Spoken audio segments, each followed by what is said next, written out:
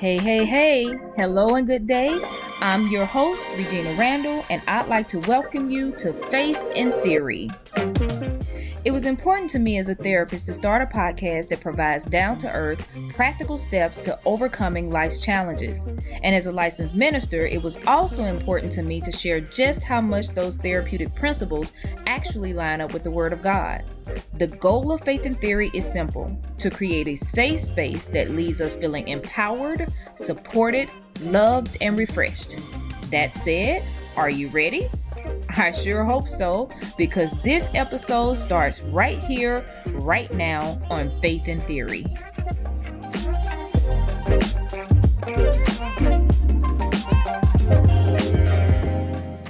So the first thing is I like to do icebreakers. This is becoming a part of my tradition during the podcast to do some F&T icebreakers. You down? Yes, I'm down. Right. So the first one is, what is your favorite magazine? My favorite magazine, even though I'm not a teenager anymore, it's still probably Teen Vogue. Okay. That was my favorite magazine when I was like 16, 17. I still have all the magazines in my room. Oh, that is awesome. But yeah, so it was always a goal of mine to write for them. So like writing for them 3 times this year was like a dream come true. So that is outstanding. Yeah, they're my favorite. So now you can look back at your magazines and go, I had a dream that I was going to write for them one day, and I did. That's awesome. Okay. Yep. All right. So here's the what if question. What if you could travel back in time? Where would you go and why? That's a good question. Let me think. I'd probably want to travel back to biblical times. Okay. I would probably travel back, even though this is probably a really dangerous time for prophets. I would probably travel back to when Elijah and Elisha were doing their ministry. Yeah. I think that'd be really cool to see. Especially like the story when, Elijah's going head to head with all the false prophets like that. I think that would be interesting to watch. Yes. I want to see this fire come down. That's what I want. Yeah. I want to see that. So I'd probably go back there, even though that's like way, way, way back. Okay. So last question is, what are you grateful for? I'm grateful for God giving me really creative ideas, new ideas for my freelancing work, and for connecting me with a lot of people. Like I've connected with like over 10 people in the past few days. Oh, that is awesome. So I'm grateful for that, to freelance and come up with ideas when you have people also pitching you ideas as well. That's great. All right. So tell me, you have a podcast, Sit Still with Sierra. Tell me about your podcast. How did you come up with it? Yeah, so I think a lot of people came up with, I call it pandemic projects, when we were all bored at the start of the pandemic. But podcast is something that I was wanting to do for a long time. Okay. I just always felt like, I need to wait until I have a bigger platform, blah, blah, blah. And then in May of 2020, after the beach had opened back up, I was at the beach by myself, and I was reading this book at the time called Big Magic by Elizabeth Gilbert, and she wrote Eat, Pray, Love, which is probably her most famous work. But I was reading that book, and it's all about living a creative life free of fear. And it was really inspiring. And so as I was sitting still by myself at the beach, I just felt like God gave me the name for the podcast instantly, Sit Still with Sierra. And so I kind of just, I didn't have everything figured out the way that I thought I wanted to have it all figured out to start it. But I remember I just started brainstorming like what I wanted the podcast to be about. And so now I say that Sit Still with Sierra is all about helping listeners become more introspective, self-aware versions of themselves. It's a self-help podcast, and it's, about just everyday life. I talk about everything from A to Z, but it's about becoming more self-aware, and seeing how you are always seeing how you are perceived by others as well, not just assuming that everything is impacting you, but how you impact others as well. Yeah. When you said that the book that you were reading was about living a life that is free of fear, How does that tie into what you decided to do with Sit Still with Sierra? Yeah, I think that, well, the what I thought the book was going to be about was about living life free of fear, but really it was about the fact that fear is never going to 100% go away. Mm. Um, Sometimes we have fear for a good reason, for judgment, not to do things that are dangerous, Yeah. or things that could potentially harm us. But really, the book was about allowing that fear and creativity to coexist. Like if you can't have everything 100% figured out, you can still live a creative life. If your book is not the bestseller, it can still be something that you're very passionate about and something that you still care about because it's you having a creative outlet to express yourself. And so I think that ties into my podcast now, in two ways. One, for me, of course, the analytics are important, and to see your audience grow is important and something that I strive to do. But I Yeah. always try and keep at the forefront of my mind that I started doing the podcast because I really love audio journalism. And so that That's is why I started doing awesome. it. And so whether I have like 70 listeners one episode or 30 or 100 or whatever the number may be, like keeping in mind that I started doing this because I genuinely enjoy doing it. And then number two would be as far as how that translates to listeners is Mhm. I've done a series on living a creative life on my podcast, and I talk Mhm. about your title not being every how do I phrase it? That you're not your title. So you're not Yeah. just your job, or you're not your career, or you're not just a parent. Like who are you at the core of it all? Like what do you like to do in your free Mm. time? What makes you you? And I think that's a point that I've tried to drive home like almost every episode, is that you're so much more than just a title. So Yeah. that book really did set up my whole podcast basically, like for this whole vision.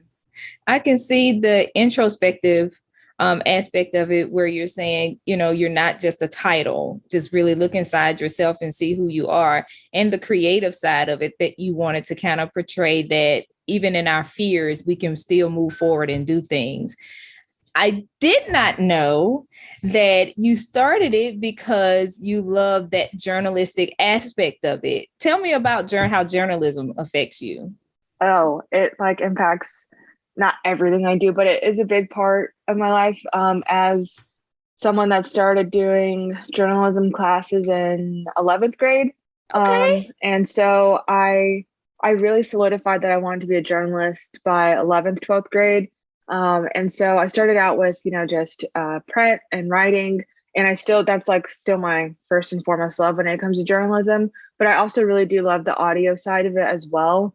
Um, I I have like my few favorite podcasts that I have listened to for years, and Mm, just hearing the production behind it was always interesting to me. And I okay. haven't, taken a ton of like podcast classes, but I've really just picked up on the knowledge from the journalism Mhm. community and from talking to other people, and just listening to podcasts, listening to Yeah. how the music and how the sound effects and how the flow of the interview, how that all is really enticing. And I think it's Mhm. interesting because you can't see the people's faces as you're listening to them. I don't know. I've always been intrigued by podcasts. So I was like, hey, I'm a journalist. Hey, this is journalism. This is just a different medium. Yeah. And so I just got interested in, as much as I like the public speaking part of it as well, I really do like the behind the scenes of editing it and creating graphics and all of that. So it's just Yeah. it really is a creative outlet for me. Yeah. So you get to use your creativity exactly what you had planned to do when it first came to you about Right. using it. Yeah. Tell me what it means to sit still. This is this is something that I have reflected on more so this year than last year, on what it really means to sit still. I Mhm. think when God gave me that name, I think I was just thinking on about it as like a surface level, like sit still, like stop what you're doing throughout the day and listen to this podcast for a few minutes, or while you're driving during Mhm. your commute, listen to this while you're sitting. Basically, that was what I was just thinking on the surface. Mhm. But this past, I want to say like May, June, July, I was really focusing on being still, resting, like really obeying God's command to be still, because He says that so many times throughout the Bible. And I feel like Mm. a lot of times, I know I personally have in the past taken that as a recommendation rather than a command. But That's good. I never thought about Yeah. it until you just said that. Like, it's a recommendation that when we're afraid or something is going on, he's suggesting that we be still, but I never looked at it like it was a command. Yeah. That's good. Yes. He's not saying, hey, if you feel like it, maybe be still. Like, no, he's telling us to be still, know that he's God, be still, let him, drive the vehicle. You be still, you do nothing. And I think that's really hard in our culture because it's the antithesis of what our culture tells us. Our culture tells us that we have to go 24/7. If you're not grinding from the moment you wake up until you put your head on your pillow, that you are a failure. And so I was really focusing on being intentional with being still during May, June, July. And I wrote about it a lot for a couple different publications. I even wrote a devotional about being still during that time, because that is really when you can download and hear from God. I think when we're blasting music 24/7 in the car, or we're constantly trying to keep busy, and basically avoiding God, because I feel like that's like something I do when I know I'm trying to avoid God. Just keep busy, just keep filling your schedule, keep filling your day up with things to avoid hearing from God. But when you're still, you're not only left with hearing God's voice, you're also left with hearing your own voice. And it is a way to like do some self-reflection, some introspection of how you're doing, because you're sitting there and you're really taking inventory of how you're really doing. You're not just going from task to task, filling your day, and basically, like I said, avoiding that time with God, because he really does speak with you in those moments when you're sitting still and keeping the distractions away from you. Yeah. What has been some of the most pivotal things that you have discovered or learned during your time of sitting still? This probably sounds like, duh, you didn't realize that, or you didn't know that. But I don't know. I've always read the verse that, it's not our own works that saves us, but it's faith in Christ and Christ alone. But I don't think that it really clicked for me until a few months ago, that there's literally nothing that I can do, no matter how much I do, or no matter how well-intentioned it may be, there's nothing that I can do that can save me from myself. That can make something happen, and I was spending so much time like doing things with good intention in mind, but I was doing it trying to make things happen in and of myself.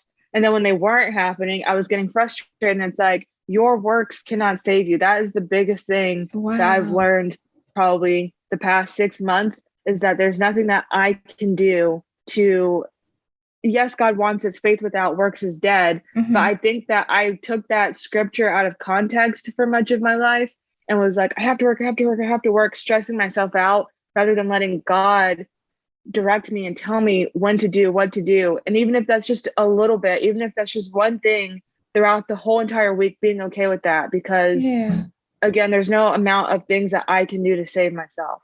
Yeah, that is phenomenal. And I'm listening to you when you talk about that. It's like there are times when we can read scriptures or we can read passages. And I say it all the time, like you can read a passage this year and come back next year and read the same passage and you get a completely different meaning out of it. But I don't think we really think about how often we'll read a passage and kind of gloss over it a little bit and not really internalize what it means and how God is speaking to us in that moment in our life. How did sitting still and getting that revelation for you this year affect your life? It affected it tremendously. And it's still something that I'm learning now. That's another big thing I'm learning, is that when you learn things or when you're being healed from things, it doesn't all happen at once. And so I'm not going to sit here and say that's not something I still struggle with at times, with being content in my stillness. That's something that I still fight through, feeling like, am I doing enough? Like, should I be doing more? And I also think that another caveat to that is that in the Black community, how we have been conditioned to constantly go and put our health in the back burner. I think that that does come from times of slavery with being deemed as lazy. And so lazy, that is something that we've been categorized as, and we do not want to be seen as the lazy Black person. That is true. That is so true. Nope. Yeah, and so it's a stereotype that we constantly fight, but at the same time of trying to fight that stereotype, it's like we're putting our own health, on the back burner and at risk.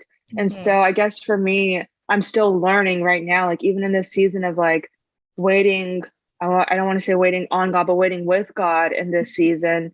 I Mhm. think that I'm still, and it's a daily fight of like wanting to do something.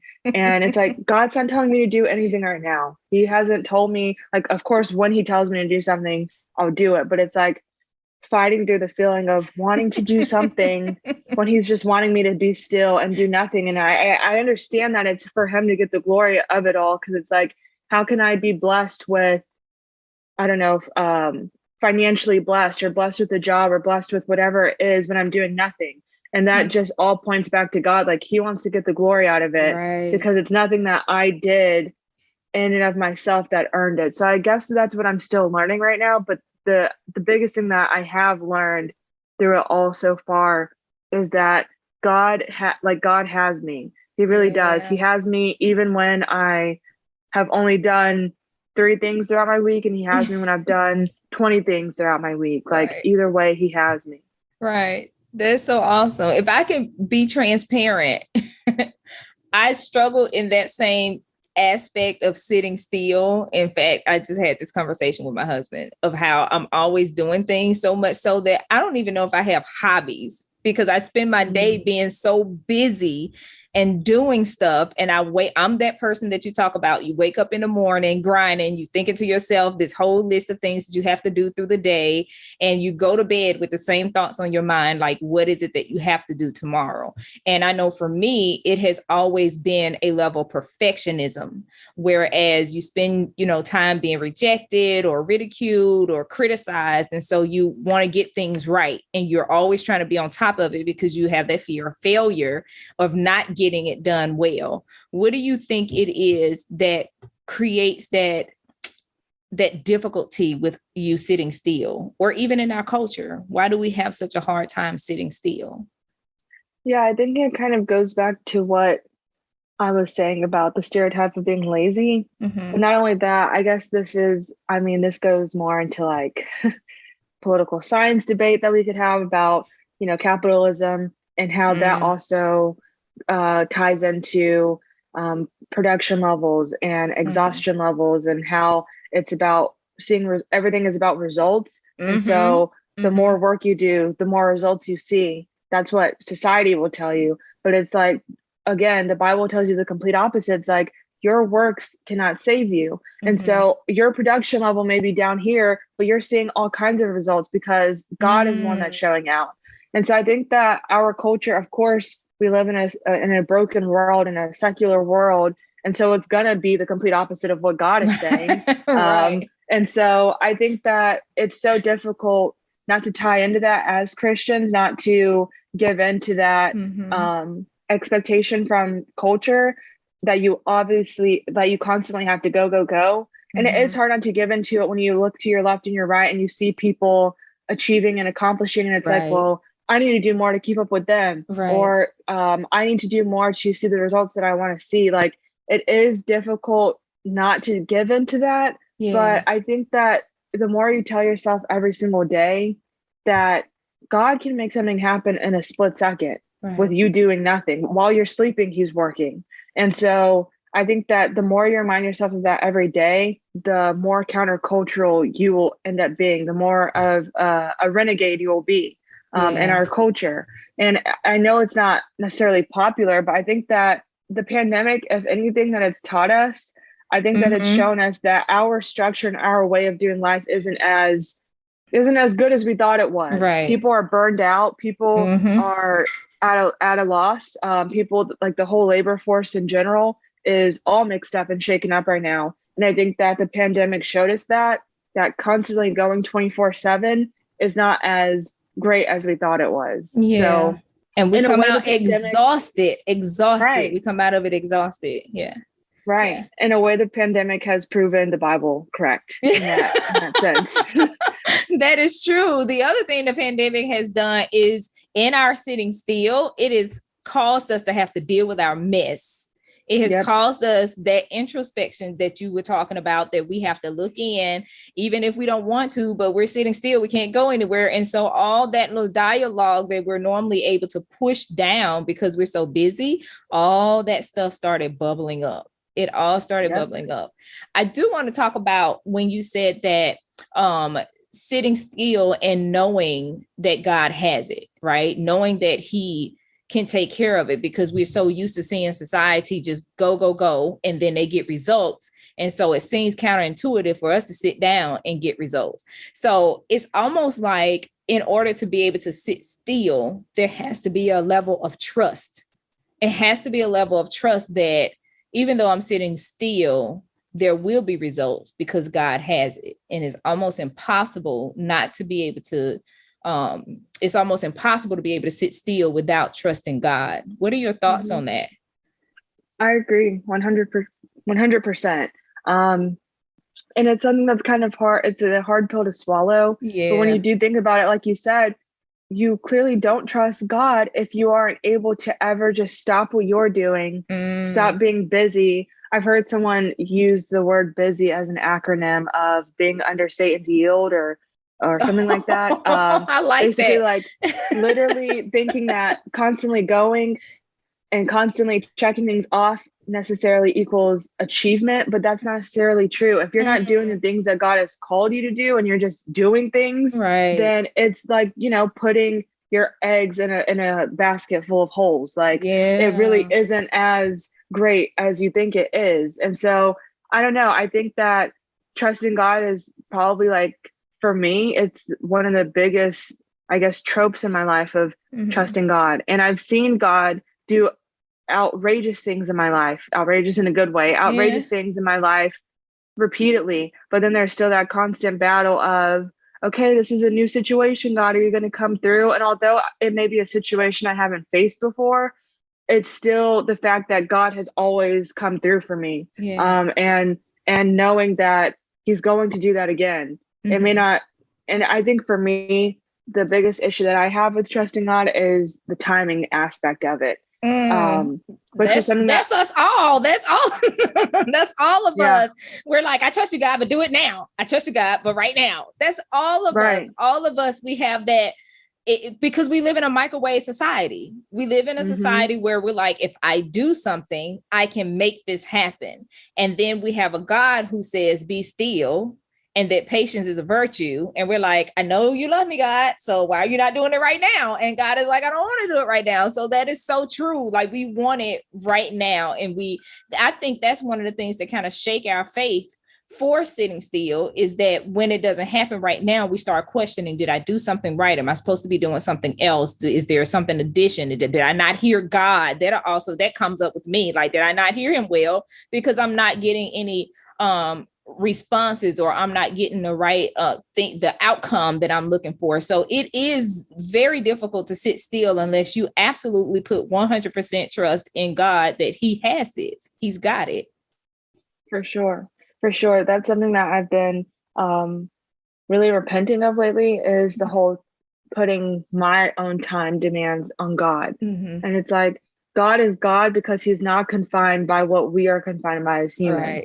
And so being mindful of that, and also realizing that wanting God to do things in your timing or the way that you think it should be is a sign of pride. And so I've been really repentful of pride lately, because I'm like, God, I know that you are sovereign. Let me get off my pedestal that I've placed myself on, of thinking that I know when it should happen. I know how it should happen, as if I can see ahead. So that's been something that I've been really mindful of. And I think that Sit Still with Sierra has made me really has made me extremely introspective this past year and a half I've been doing it, and realizing that, like, we are not the main characters in life.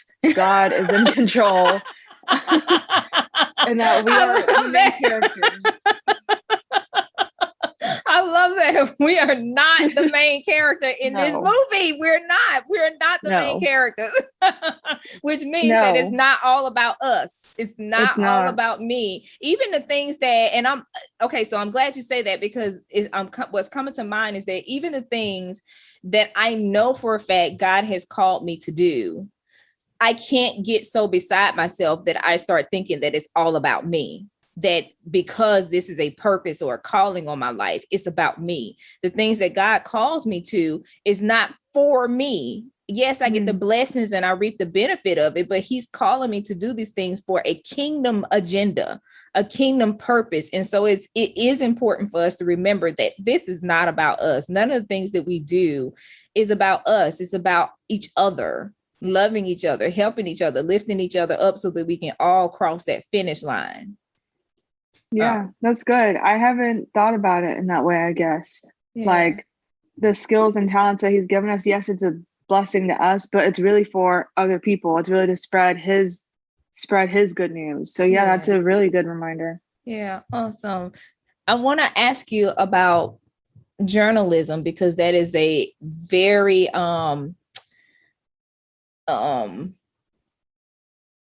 what's the word that I'm looking for? It is a very important part of your life. And so with journalism, now that you've gotten involved in it, you're doing the podcast, you're doing written journalism, how does that affect your day-to-day life for you to be able to write down or even speak about the things that are on your heart? Yeah, I think that I've always loved to write ever since I could. I always used to like type stories out on the computer. I'd always write out stories. Like I've always had a love for writing.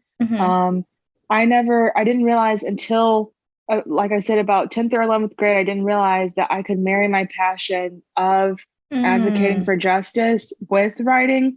I don't know what I thought journalism. I guess I only saw journalism as like sitting at an anchor desk and reporting the news in that way. And so I never really knew that I could advocate for the things that I was passionate about and marry that with my ability to write and my ability to speak and my ability to fact check or whatever other skills I have as a journalist. And so realizing that and seeing how, and also having the autonomy as a freelance journalist to take on the topics that I want to take on and not necessarily being assigned things that I'm not really passionate about has been extremely important for me. I have always been really intrigued by different stories out there. There's so many stories throughout the Bible about justice and about advocating for the poor and the widow and the broken and the marginalized groups within societies. And so I've always been passionate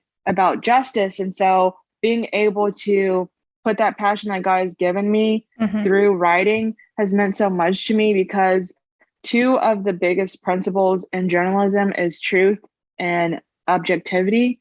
And truth and by world's definition is completely different than obviously God's definition of truth.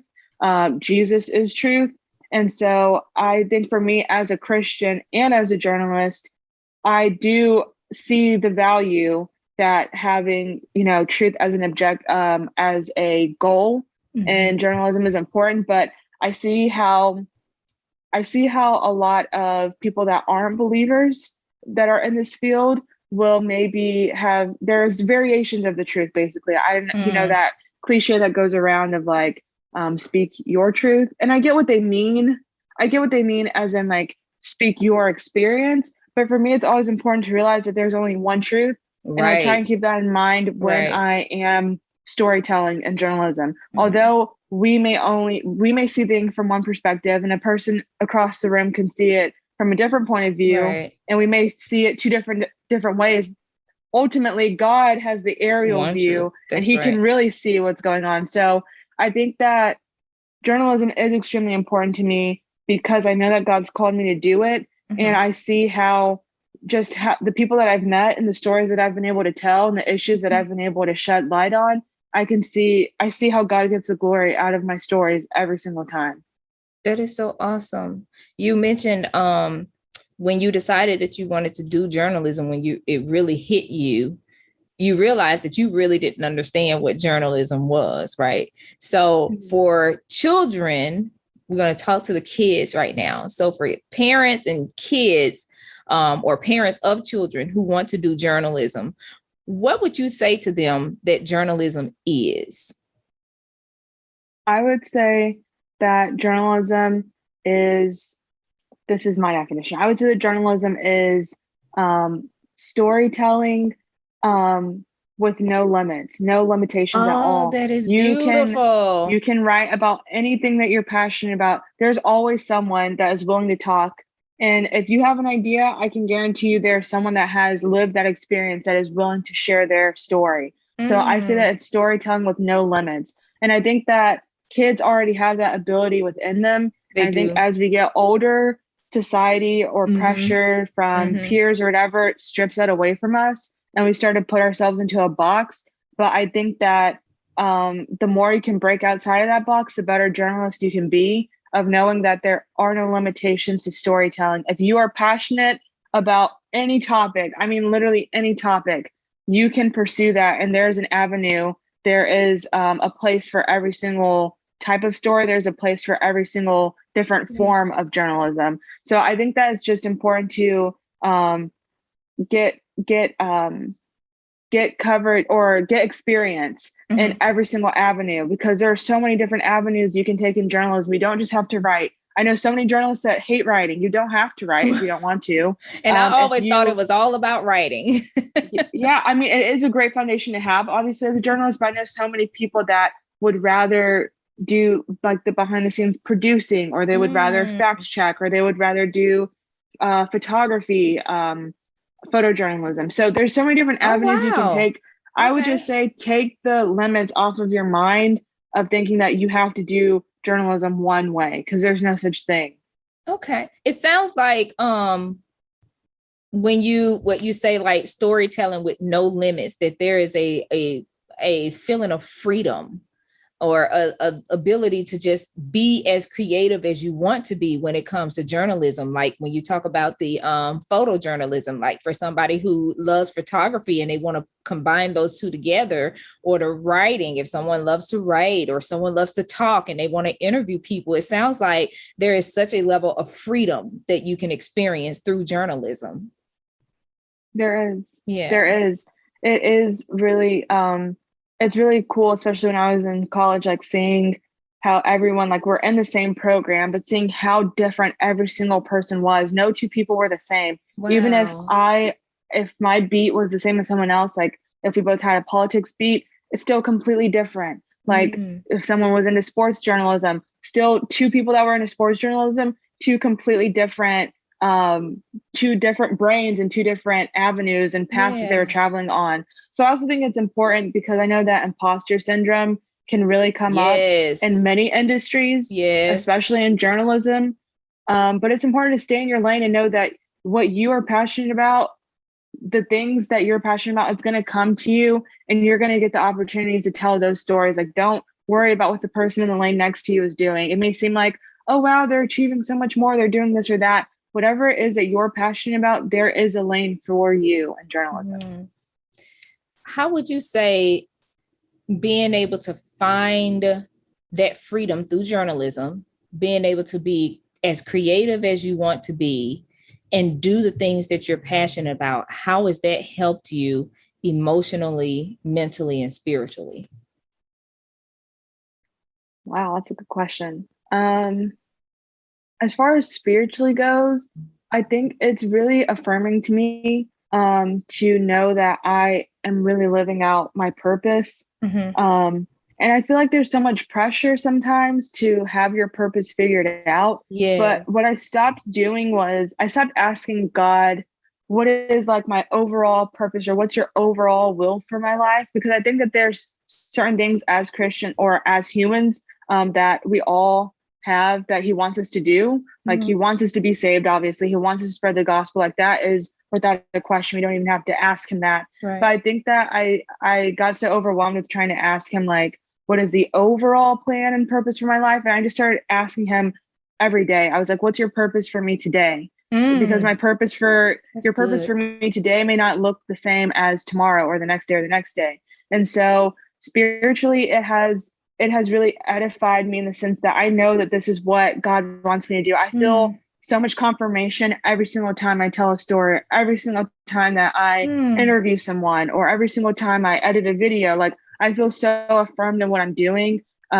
and I can't picture myself doing any other industry. Like, yes, there are other skills that I have. Maybe I could go and work in a different industry, but I really know that this is where God has me planted. And even if it's just for this season, if it's just a few years, like I know right now, this is what he wants me to be doing.